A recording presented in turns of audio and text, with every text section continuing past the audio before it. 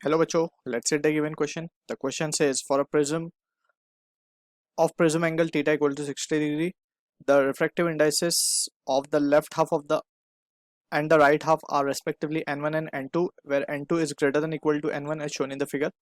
The angle of incidence I is chosen such that the incident light rays will have minimum deviation if n1 equal to n2 equal to n is 1.5. For the case of unequal refractive indices, n1 equal to n and n2 equal to n plus delta n, where delta n is much less than n, the angle of incidence E equal to I plus delta E. Which of the following statements is or are correct? So first हमें given an option, the value of delta E in radian is greater than that of delta n. Option B, delta E is proportional to delta n. Option C, delta E lies between 2 and 3 milliradians if delta n equal to 2.8 10 raised to minus 3. Option D given a delta E lies between 1.0 and 1.6 milliradian if delta n equal to 2.8 10 raised to minus 3. So for this question जो key concept यहाँ पे we need to understand is the concept of minimum deviation. Minimum deviation जिसको हम denote करते हैं delta M से. सो जब angle of deviation minimum होता है, सो इन दैट सिचुएशन हम लिख सकते हैं कि जो आई की वैल्यू होती है angle of incidence is equal to angle of emergent, right. And second important result that we need to keep in mind, let's उसको हम along with the question itself हम लिख लेंगे उसको. तो सबसे पहले हम क्या करते हैं, वी विल ड्रॉ अ रे डायग्राम. तो यहाँ पे हम एक प्रिज्म हमारा बना लेते हैं. ये हमारा प्रिज्म है, यहाँ पे एक नॉर्मल है, ये दो पार्ट में डिवाइडेड है, ठीक है. अब यहाँ से एक लाइट इंसिडेंट हुई है एंगल आई पे, एंगल ऑफ इंसिडेंस आई पे. उसके बाद ये पैरेलल चलेगी, ठीक है. For the case of minimum deviation, हम क्योंकि मिनिमम डेविएशन में डील कर रहे हैं, फॉर एंगल ऑफ इंसिडेंस जब 1.5 है, यानी कि n1 की वैल्यू और n2 की वैल्यू जब क्या है 1.5 है, ठीक है ना, light will have a minimum deviation. So minimum deviation में रे विल ट्रेवल पैरेलल. अब ये जब दूसरे प्रिज्म पे या फिर जो हाफ प्रिज्म जिसका रिफ्रैक्टिव इंडेक्स n2 है, जब उस पर कोलाइड करेगी या फिर स्ट्रक करेगी, तो हमें पता है यहाँ पे एंगल ऑफ इंसिडेंस क्या हो जाएगा इस पॉइंट पे, zero. Angle of incidence is zero at this point, right. इसके बाद ये नॉर्मली चली जाएगी क्योंकि एंगल ऑफ इंसिडेंस जीरो है. अब ये यहाँ जाके स्ट्रक करेगी, ये एक नॉर्मल हमने बना लिया, फिर से ये नॉर्मल आ गया. अब इसके बाद ये बाहर की तरफ, since we can see it will be moving outward, that is away from normal, ठीक है ना. तो इस तरीके से ये हमारा रे डायग्राम बनेगा. अब इसमें हम बात कर लेते हैं, जो हम बता रहे थे कि फर्स्ट जो कंसेप्ट में we will have to use, ये अगर हम R1 मान लेते हैं और ये R2 मान लेते हैं, तो हम, और ये हमारा प्रिज्म एंगल A है अगर, तो for the case of minimum deviation हम लिख सकते हैं A will be equals to R1 plus R2, या फिर सिंपली हम बोल सकते हैं R1 R2 सेम होता है इन दैट सिचुएशन. R1 R2 अगर सेम होगा तो 2R बोल देंगे इसको, एंड यहाँ पे हम मेंशन कर देंगे R1 is equals to R2 is equals to R. Clear है. तो जो रिजल्ट हमारा A equal to R1 plus R2 जो हमें मिलता था, तो हम उसको क्या लिख देंगे, basically we can write that as to be this A equal to 2R, ठीक है. And further more we can say, so now अब हम फर्स्ट हाफ के लिए बात कर लेते हैं. सबसे पहले will try to calculate the value of this I. तो उसके लिए हम लगाएंगे, लेट्स से हम इसको नेमिंग कर देते हैं. लेट्स से ये पॉइंट A है, ये पॉइंट B है, ये पॉइंट C है. तो we are applying Snell's law at face AB face पे हम स्नेल्स लॉ लगा रहे हैं. तो we can write 1 into sine I will be equals to N1 into sine R1, ठीक है. अब यहाँ से अगर हम देखें तो वी कैन सी कि जो थीटा हमें एंगल गिवन है, बेसिकली थीटा हमें गिवन है कितना, 60 डिग्री. थीटा बेसिकली ए ही है, वो जो हमने ए बोल दिया उसको, ये theta is equals to 60 degree. तो हम लिख सकते हैं 60 will be equals to 2R. तो R की वैल्यू कितनी आ गई, 30 डिग्री आ गई, या फिर R1 R2 30 डिग्री आ गया हमारे पास, ठीक है. तो सिंपली हम प्लग इन कर देंगे वो वैल्यू. तो sine I will be equals to, N1 की वैल्यू हमें 1.5 दी है फर्स्ट हाफ के लिए, तो इनटू ये वैल्यू हम लिखेंगे साइन ऑफ 30. साइन 30 1/2 होता है और ये 3/2, तो इट विल बिकम 3/4. तो ये साइन आई की वैल्यू आ गई हमारे पास 3/4 की, ठीक है. इसको हम एक्सप्रेशन 1 बोल देते हैं. अब बात करते हैं, रे जब आगे की तरफ फॉरवर्ड जा रही है तो we can see it is moving in the second half prism. अब वहाँ पे रिफ्रैक्टिव इंडेक्स चेंज हो रहा है, बट यहाँ पे एंगल ऑफ इंसिडेंस जीरो ही है क्योंकि नॉर्मल इंसिडेंट हो रही है, ठीक है। तो अगर हम अब फेस AC के ऊपर स्नेल्स लॉ अप्लाई करें, Snell's law at face AC, ठीक है, AB पे था ये फर्स्ट में और अब AC पे लगा रहे हैं, तो इसमें अब हम क्या लिख सकते हैं, इसमें हम लिखेंगे N2 sine of R2 will be equals to, अब ये जो एंगल आएगा this will not be equal to I। अब वो क्वेश्चन में मेंशन्ड है it is I plus delta E, क्योंकि रिफ्रैक्टिव इंडेक्स चेंज हो गया तो अकॉर्डिंगली जो एंगल ऑफ इमर्जेंट है वो भी बाहर की तरफ चेंज होगा स्लाइटली, क्योंकि डेल्टा इसमें एड ऑन है बेसिकली, राइट। नहीं तो ये I होता अगर ये सेम होते मीडियम, तो that is what the condition of minimum deviation हमने ऑलरेडी पढ़ी हुई है। तो यहाँ पे ये अब हो जाएगा ये I plus delta E, clear है। अब यहाँ पे हम लिख सकते हैं N2 sine of R2 equal to, यहाँ पे लिखा जाएगा, बाहर तो रिफ्रैक्टिव इंडेक्स 1 है तो it will be sine of I plus delta E, clear है।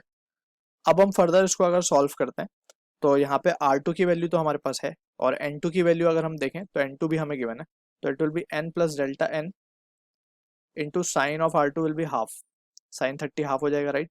That will be equals to sine of I plus delta E, इसको हम एक्सपैंड अगर कर लें तो ये हो जाएगा sine I cos delta E plus cos I sine delta E, ठीक है। अब स्मॉल एंगल के लिए हम वैल्यूज लिख देंगे क्योंकि हमें गिवन है बेसिकली डेल्टा एन बहुत छोटी वैल्यू है and further it is been given for very small value of delta N, delta E भी बहुत छोटा होगा क्योंकि रिफ्रैक्टिव इंडेक्स के करस्पॉन्डिंग जो एंगल ऑफ इमर्जेंट होगा दैट उसके अंदर भी बहुत छोटा वेरिएशन आएगा, that is delta E will be very small.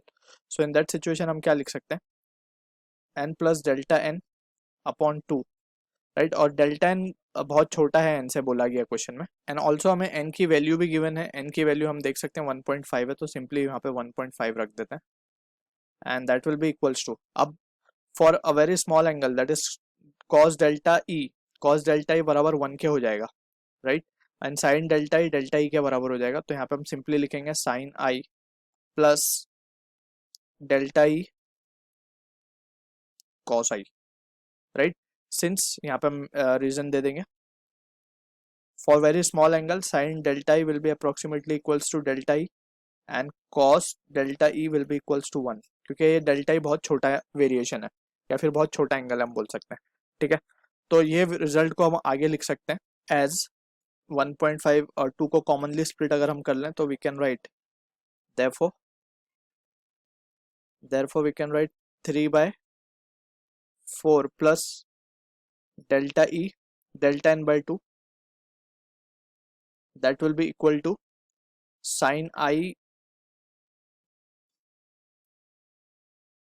Plus delta E cos I. अब आई तो हमने ऑलरेडी कैलकुलेट कर लिया, राइट। तो we can substitute that value also, यहाँ पे हम लिख सकते हैं साइन आई की वैल्यू हमें क्या मिली थी, एक्चुअली साइन आई इज 3/4, तो यहाँ पे हम लिखेंगे इसको 3/4 plus delta E cos I and यहाँ पे 3/4 प्लस डेल्टा एन बाई 2, तो यहाँ से 3/4 कैंसिल, तो delta N by 2 will be equals to delta E cos I. अच्छा, कॉस आई की वैल्यू भी हम निकाल सकते हैं सिंस हमारे पास साइन आई है।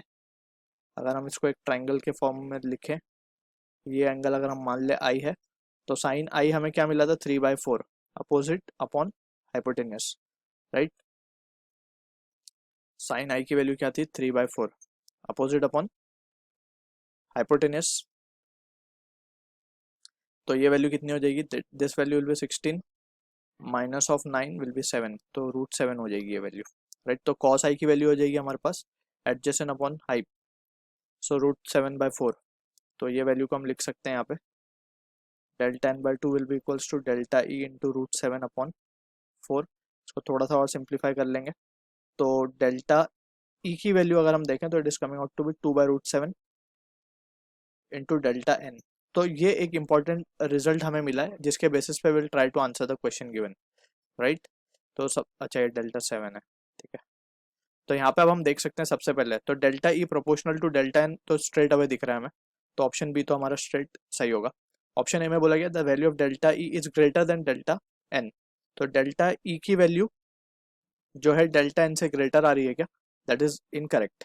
क्यों, हम देख सकते हैं 2/√7। अब √7 की जो वैल्यू होगी वो अप्रोक्सीमेटली क्या बोल सकते हैं हम, इट इज वो 2 से ज़्यादा होगी, राइट। सो 2 डिवाइड बाय उसके जो बड़ा नंबर, तो ये ऑलमोस्ट छोटा नंबर हो जाएगा, right. So we can see के that will be not satisfying the option 1। So delta E की वैल्यू ग्रेटर नहीं होगी, स्मॉलर होगी, ठीक है। तो ऑप्शन ए को डिस्कार्ड कर दिया, बी सही है। सी में अब जस्ट हमें रेंज चेक करना है डेल्टा एन की वैल्यू रख के। तो डेल्टा एन की वैल्यू हम लेट से 2.8 रख के चेक कर लेते हैं। Finally we can say delta E की क्या वैल्यू आ रही है, delta A is 2/√7 into delta N को हम रखते हैं 2.8 10⁻³ तो ये वैल्यू आ जाएगी हमारे पास, वी कैन से 5.6 डिवाइडेड बाय √7। √7 को हम लिख सकते हैं इसको, ये जो वैल्यू आएगी हमारे पास finally, we can say √7 approximately 2.65 into 10⁻³ and that will be giving us the value as 5.6 divided by 2.65, that is 2.11 10⁻³ ये वैल्यू आ रही है हमारे पास and it is in radian, right. So ये मिली रेडियन में तो कुछ वैल्यू हो जाएगी क्या हमारे पास, 2.11 मिली रेडियन। इसको इस तरीके से लिख देते हैं, मिली रेडियंस, ठीक है।